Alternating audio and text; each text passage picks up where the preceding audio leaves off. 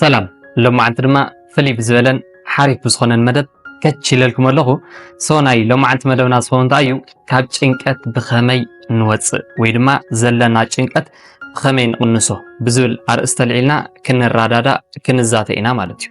ስለዚ ንሕና ደቂ ሰባት ንበሃልሲ በቃ ንኣና ዘጨንቑ ነገራት ብጣዕሚ ብዙሓት ነገራት እዮም። ንኣብነት እኳ እንተኢልናስ ብገንዘብ ንጭነቕ፣ ብቤተሰብ ንጭነቕ፣ ብጥዕናና ንጭነቕ፣ بفقرنيانا نچنق بسدت نچنق بقى انتاي كله زي نچنقل ነገር በቃ ጭንቀትና መሊኡ ይዝፈስስ ማለት እዩ። ስለዚህ እስከ ካብዛ ዓለም ዘለው ህዝብታት ክንደይ ፐርሰንት ዝኣክል እዩ ጭንቀታም ሰብ እስከ ግለጾ ተዝባሃል ኣነ ብናተይ ገላልጻ 70% ዝባሃል ሰብ ጭንቕ እዩ በቃ ኣብ ናይ ጭንቀት ዓዘቕቲ ዝርከብ ሰብ ኢሎም ገለጽኩ። ምናልባት እቶም 30% ህፃውንቲ ቆልዑን ዝዓወዱ ሰባትን ሆኑ ስለ ዝኽእሉ ማለት እዩ። ምክንያቱም ህፃን ቆልዓ ይጭነቕን ዝዓበደ ሰብ እውን ኦረዲ ዓቢዱ እዩ ምንም አይጭነቕ እቶም 70% ዘለና ጭኑቃት ኢና ማለት እዩ። ብዝኾነ ኣብዛ ምድሪ ክሳብ ዘለና ንሕና ጥዑያት ሰባት እንድሕር ኮይና ካብ ጭንቀት ሙሉእ ብሙሉእ ክንላቐቕ ኣይንኽእልን። እዚ ማለት ጭንቀት መናብርትና እዩ። ዝኾነ ነገር ክንሰርሕ እንድሕር ኮይና ሓሲብና ተጨኒቕና ኢና መፍትሒ ንረኽበሉ ነቲ ነገር ንሱ እውን ክንሰርሖ ንኽእል። ስለዚ ዘይጭነቕ ሰብ ከም ጣዕንቲ ወይ ዝበልናዮ ወይ ህፃን ቆልዓ እዩ ወይ ድማ ዝዓበደ ሰብ ጥራሕ እዩ እምበር ንሕና ጥዑያት ክሳብ ዝኾንና ድረስ ክንጭነቕ ግዴታ እዩ ማለት እዩ። ነገር ግን ጭንቀት ሌቨል ኣለዎ እዩ። ሌቨል 1 ሌቨል 2 ሌቨል 3 እናበለ ሌቨል 4 ሃይ ክበጽሕ ይኽእል እዩ ማለት ጭንቀትና ዝያዳ ወሲኹ ኣብ ላዕሊ ወፂሑ ማለት ናብ ዝተፈላለዩ ሕማማት ክንቃላዕ ንኽእል ኢና። ንኣብነት እኳ እንተይና ናብ ሕማም ሽኮርያ ክንቃላዕ ንኽእል ኢና። ፀቕጢ ደም ከጋጥመና ይኽእል እዩ። ሕማም ልቢ ከጋጥመና ይኽእል እዩ። ዝተፈላለዩ ሕማማት ብጭንቀት ዝመፁ ኣለው እዮም። ስለዚ እቲ ሎማዓንቲ ብደንብ ጌርና ንዘራረበሉ ነገር እንታይ እዩ ካብ ጭንቀት ሙሉእ ብሙሉእ ብኸመይ ንላቐቕ ዘይኮነስ ንጭንቀትና ከመይ ጌርና ንቕንሶ ብዝብል ኢና ክንራዳዳእ ማለት እዩ። ስለዚ ጭንቀትና ከመይ ጌርና ክንቅንሶ ንኽእል ዝብል ሓደ 5 ዝኾኑ ወሰንቲ ነጥብታት ክነግረኩም እየ። ቅድሚኡ ግን ነዛ ቪድዮ ላይክ ብምግባር ጀምርዋ፣ ከምኡውን ነዚ ቻናል ሓደሽ ሰባት እንትረኣህሉ ኢኹም ሰብስክራይብ ብምግባር ናትና ቤተሰብ ናይዚ ቻናል እዚ ኣባል ምዃን ትኽእሉ ኢኹም። ሰናይ ምክትታል። ኦኬ ሰብቕታ ናፍቲ ጉዳይና ክንሓልፍ ከለና እቲ ናይ መጀመርታ ንጭንቀት ክቕንሰልና ዝኽእል ነጥብ እንታይ እዩ ንነገር ብሓንቲ ኣንግል ጥራሕ ዘይምርኣይ እዩ። ሕጂ እዚ ማለት እዩ ንኣብነት ዝኾነ ችግር ከጋጥመና ከሎ በቃ እዛ ችግር እዚኣ ንምንታይ ኣጋጠመት ኢልና በታ ኣንግል ንሳ ጥራሕ እንድሕር ርኢናያ ክንጭነቕ ግዴታ እዩ። ነገር ግን ብግልባጡ በንጻሩ ገለ እንድሕር ርኢናዮ ምናልባት እውን እቲ ችግር ኣጋጢሙ ዘሎ ንጽቡቕ ነገርና ክኸውን ይኽእል እዩ። ሕጂ ብኣብነት ገይረ ከረድአኩም እሞ ንኽልተ ሰባት ሓደ ተመሳሳሊ ዝኾነ ችግር ከጋጥሞም ይኽእል እዩ። ነገር ግን ነቲ ሓደ ሰብ ብጣዕሚ ከተጨንቆ ትኽእል እያ እታ ችግር፣ ነቲ ሓደ ሰብ ድማ ምንም ዘይክትመስሎ ትኽእል እያ። እዚ ኣፈላላይ እዩ እቲ ችግር ዘይኮነስ ናቶም ኣራዳድኣ ሜትድ እዩ። እቲ ሓደ ምናልባት ብኻልእ አንግል ብዝተፈላለዩ አንግላት ርእይዎ ኣሎ፣ እቲ ሓደ ግን ዳይሬክት እታ ችግር ኣጋጢማቶ ስለዘላ ጥራሕ ነታ ችግር ጥራሕ ተመልኪቶሎ ማለት እዩ። ስለዚ ብሓፂሩሲ ንሕና ደቂ ሰባት ንጭነቕ በቲ ዘጋጥመና ችግር ዘይኮነስ በቲ ንሕና ዝተረዳእናዮ በቲ ንሕና ነቲ ችግር ዝረኣናሉ አንግል እዩ። እስከ ብደንብ ክንፅረልኩም ምእንታን ካልኣይ ኣብነት ክውስኸኩም። ንኣብነት ማርታና ሩታ ዝበሃላ ነይረን ክልቲአን ኣብ ፍቕራዊ ህይወተን ንፍቕረኛን ተኣመንቲ እየን ነይረን። ነገር ግን ናይ ክልቲአን ፍቕረኛት ገዲፎመን ይኸዱ። ናይ ማርታ ይኹን ናይ ሩታ ይኹን ናይ ክልቲአን ጠሊሞመን ይኸዱ። ሽዑ ማርታ ፍቕረኛይ ኣነ ተኣሚነሉ ንሃለኹ ንምንታይ ገዲፉኒ ከይዱ ጥራሕ ኢላ ብጣዕሚ ንባዕላ ትወቅስ ትጭነቕ ገለ ማለት እዩ። ሩታ ድማ ታይላ ትሓስብ ኣነ ተኣሚነሉ ንሃለኹ እንድሕር ከይዱ እንኳዕ ኸደለይ እንኳዕ ምሳይ 2 ዓመት 3 ዓመት ወሲኹ ህይወተይ ዘርሞ ገይርዎ እንኳዕ ይመኸደ እንኳዕ ብጋንኡ ገና እናሃለወ እንኳዕ ኸደለይ ገለ ኢላ ሕጎስ በንጻሩ ማለት እዩ። ስለዚ እዚአን ማርታና ሩታ ክልቲአን ኣጋጢምዎን ዘሎ ተመሳሳሊ ችግር እዩ። ነገር ግን ነቲ ችግር ዝተረዳእሉ ምክንያት ጥራሕ እዩ ዝፈላለ ማለት እዩ። ስለዚ ብዙሓት ኣብነታት ኣለው እዮም። ነገር ግን ኣሕፅረ ቢለ ክገልጸልኩም ከለኹ እንታይ ክብለኩም ደልየ እየ ዝኾነ ችግር ከጋጥመኩም ከሎ ብሓንቲ አንግል ጥራሕ ኣይትርኣይዎ። በቃ ነታ ችግር ጥራሕ ኣይትመልከትዋ። በቃ ኣዚርኩም ናብ ጽቡቕ ነገር ከተምጽዎ ክትክእሉ ኣለኩም። ብስሩ እውን እቲ ዘጋጥም ችግር ኩሉ ግዜ ብምክንያት እዩ ማለት በቃ ሒዚ ዝኾነ ችግር ኣጋጢሙካ ማለት ብጣዕሚ እንድሕር ተጨኒቕካ በቃ ነታ ችግር ንሳ ጥራሕ ትሓስብ እንድሕር ኮንካ ናብ ዘይተደልየ ሕማም ክትኣቱ ኢኻ ነታ ችግር ንሳ እውን ከተሓልፋ ኣይትኽእልን። ነገር ግን ብዝተረጋግአ መንፈስ ሓሲብካ ምናልባት ንጽቡቕ ክትከውን ትኽእል እያ ኢልካ እንድሕር ሓሲብካ ግን ነታ ችግር ንሳ ሓሊፍካ ተማሂርካ ኢኻ ትሓልፍ ካብኡ ከዓ ብጣዕሚ ካብ ዕፅፊ ተዓፃፅፍ ጽቡቕ ዝኾነ ነገር ኢኻ ኣብ ቅድሚት ትረክብ ማለት እዩ። እቲ ናይ መጀመርታ ጭንቀትና ንቕንሰሉ ነገር እንታይ ይኾን ኣሎ ንነገር ብሓንቲ አንግል ጥራሕ ዘይምርኣይ።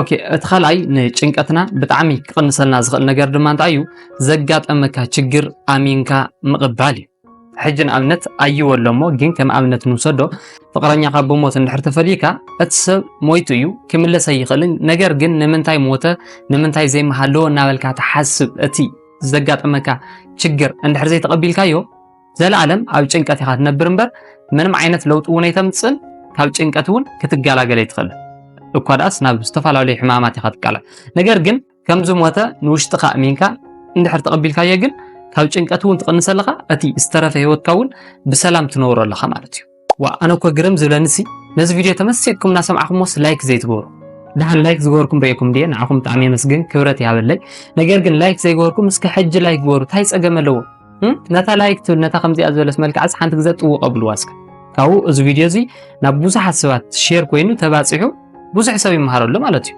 سلازي كاو كاميرا وصي زيرة مسي إدكم صحيبة نتا لايك تقول بتن كيت أو أقوم بعلكم أو أواب نجيركم الله أوكي سوري كفرار حكم دليل هونكم كنت تصلينا سلازي اتزعابي نحنا دك اسفات بتعم نخنጭنا انق زخوننا ነገር እንታይ እዩ እት ነትዘጋጠመና ችግር አሚንና ስለዘይ ንقبله ኢቭን ነተጋጢሙካ ዘሎ ችግር መፍትሕ ክትረኽበሉ እንድሕር ኮይንካሲ መጀመርታ ነት ችግር አክሴፕት ክትገብረለካ በቃ አሚንካ ክትقبለለካ ከም ዘጋጠመካ ተዘይ ኮይን ግን ኣብ ሕድ ችግር ዘጋጠመካ ሰዓት እዛ ችግር እዚኣ ንምንታይ ናብ ህይወተይ መጽያ ንምንታይ ጋጢማትኒ ኣነ ዕድለይ ሕማቕ እዩ ገለ ናበልካ ተማር እንድሕር ኮይንካ ግን ዝገደደ ናብ ጭንቀት እናተዘፈቅካ ትኸይደለኻ ምክንያቱም ችግር መናብርቲ ወዲ ሰብ በቃ ኩሉ ግዜ ቁኑዕ ዝኾነ መንገዲ ክህልወካ ይኽእል ኩሉ ግዜ ሕጉስ ክትከውን ኣይትኽእልን በቃ ህይወት ማለት ዓቐብን ቁልቁለትን ዝተመልአት ወይ ድማ ላዕልን ታሕትን ዝተመልአት መንገዲ እያ ማለት እዩ ስለዚ ኣቦኻ ሞይትካ ኦኬ ኣዴኻ ሞይታትካ ኦኬ ፍቅረኛኻ ሞይትካ ኦኬ ሓዋኻ ተፈዲ ኦኬ በቃ ዝኾነ ችግር ኣጋጢሙካ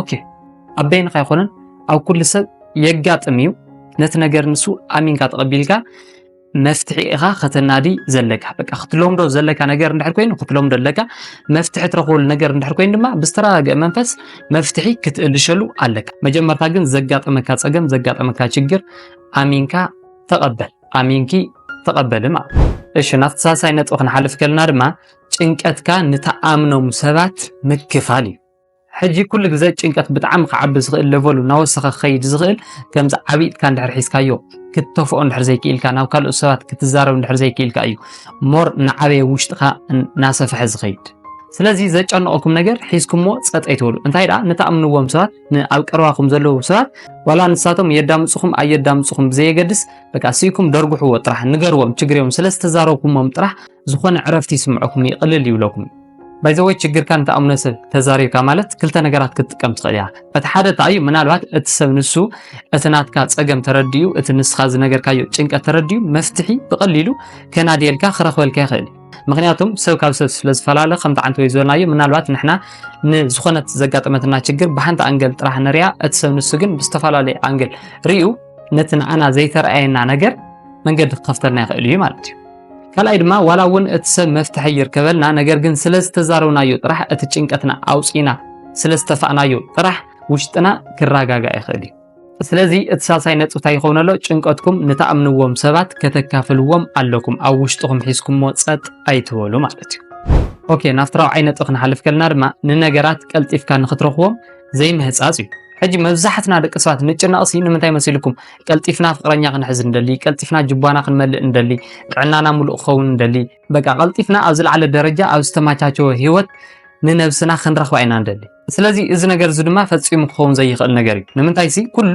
ስቴፕ ኣለዎ ስቴፕ ባይ ስቴፕ ኢኻ ናትካ ጅባ ክትመልኦ ትኽእል ናትካ ጥዕና እውን ፉል ክኸውን ዝኽእል ምስ ፍቅረኛኻ ሓሪፍ ዝኾነ ሪሌሽን ክህልወካ ዝኽእል በቃ ኩሉ ስቴፕ ኣለዎ ተዘይ ኮይኑ ግን በቃ ቀልጢፋ ሃፍታም ተዘይ ኮንኩ ናልካ ትጨነቕ እንድሕር ሃሊኻ ጭንቀት ጥራሕ ከተትርፍ እምበር ሃፍታም እውን ክትከውን ኣይትኽእልን ምክንያቱም ሃፍታም ክትከውን እንድሕር ኮይንካ ኳስ ትሕት ኢልካ ካብታ ደቃቅ ትበሃል ነገር ጀሚርካ ኢኻ ክትሰርሕ ዘለካ ካብኡ ነታ ጀመርካያ ነገር ቀስ በቀስ ንዓፀፍካያ ዳብል ናገርካ ክትከይድ ከለኻ ናፍቲ ዝደለኻዮ ዓወት ትበፅሕ ማለት እዩ ተዘይ ኮይኑ ግን ኩሉ ነገር ቀልጢፈ ክረኽበለኒ እናበልካ ትሓስብ እንድሕር ኮይንካ ጭንቀት ጥራሕ ኢኻ ከተትርፍ ትኽእል እምበር ዋላ ሓንቲ ትረኽቦ ነገር የለን ኦኬ ናፍቲ ሓምሻይን ናፍቲ ናይ መወዳእታ ነጥብ ክንሓልፍ ከለና ድማ ብዘለካ ተመስገን ምባል እዩ ሕጂ እዛ ነጥብ እዚኣ እንደም ካብ ኩለን ዝዓበየት ነጥብ ክትከውን ትኽእል እያ ምክንያቱም እቲ ናይ መጀመርታ ንጭንቀትና ክቕልለልና ዝኽእል ሲ ብዘለና ተመስገን ምባል እንድሕር ጀሚርና እዩ ካልእ ማዕዶ ምጥማት እንድሕር ዘይጀሚርና ነቲ ዘለና ነገር ኣሜን ኢልና ነስተማቕሮ እንድሕር ሃሊና ብፍጹም ክንጭነቕ ኣይንኽእል። መብዛሕትኡ ግዜ ዝጭነቕ ነቲ ዘለዎ ገዲፉ ነቲ ዘይብሉ ኩሉ ግዜ ስለ ዝጥምት እዩ መብዛሕትኡ ናብ ዘይተደለየ ጭንቀት ዝኣቱ። ስለዚ ንሕና ከነመስግነሎም ዝግብአና መሊኦም ዝፈሱ ነገራት ኣለዎም ምሳና። እዛ ነጥብ እዚኣ ኣቕሊልኩም ከይትርእይዋ ኣነ ንባዕለይ ኣብ ሂወተይ ብጣዕሚ ዓብይ ለውጢ ዝረኸብኩላ ነገር እያ። ተመስገን ማል ብዘለካ ሕጉስ ምዃን ብጣዕሚ በቃ ካብ ስትረስ ካብ ጭንቀት ነፃ ዝገብር እቲ ዝዓበየ መንገዲ እዩ። ኩሉ ግዜ ተመስገን ማል ፍተው። ኩሉ ግዜ ነቲ ዘለኩም ብደንብ ጌርኩም ኣስተማቕርዎ፣ ፍተውዎ፣ ተቐበልዎ። እዘይ ኮይኑ ግን ናይ ጎረቤትኩም እናረኣኹም ናይ መሓዛኹም እናረኣኹም ኣብ ቲክቶክ ዝረኣኹም ሓደ ዘኒጡ መኪና ሒዙ ገለ እናቱ እናረኣኹም ተማረሩ ነቲ ዘለኩም ትርስዕዎ እንድሕር ኮይንኩም ግን ካብ ጭንቀት ብተኣምር ክትገላገሉ ኣይትኽእሉን። እቲ ሒዚ ምሳኹም ብቐሊሉ ሒዝኩሞ ዘለኹም ነገር ንዕኡ ዝምነዩ መዓት ኣሽሓት ሰባት ስለ ዘለዉ እቲ ነገር ንሱ እቲ ምሳኹም ዘለውን ከይትስእንዎ ከተመስግኑ ኣለኩም ማለት እዩ። በዘን ሕጂ ዝነገርኩም 5 ነገራት ኣቢልኩም ዘለኩም ጭንቀት ክትቅንስዎ ትኽእሉ ኢኹም ብደንብ ጌርኩም እንድሕር ተገይርኩም ማለት እዩ። ዘለኩም ጭንቀት ክትቅንስዎ ትኽእሉ ኢኹም ከም ጣዕንተ ወይ ዝበልኩም ጠቕሊልኩም ከተጥፍእዎ ይትኽእሉ። ምክንያቱም ጭንቀት መናብርትና ስለ ዝኾነ ንሕና ጥዑያት ክሳብ ዝኾና ድረስ ጭንቀት ምሳና ክኸይድ ግድን እዩ። ነገር ግን ለቨሉ ክትቅንስዎ ትኽእል ኢኹም። ነዛ ቪድዮ እንድሕር ፈቲኹማ ላይክ ምግባር ከይትርስዑ፣ ከምኡ ነዛ ቻናል ሓደሽ ሰባት እንተረኣሃሊኹም ሳብስክራይብ ብምግባር ናትና ቤተሰብ ምዃን ትኽእሉ ኢኹም። ክሳብ ብኻልእ መደብ ዝምለስ ሰሰናይ ንዓኹም።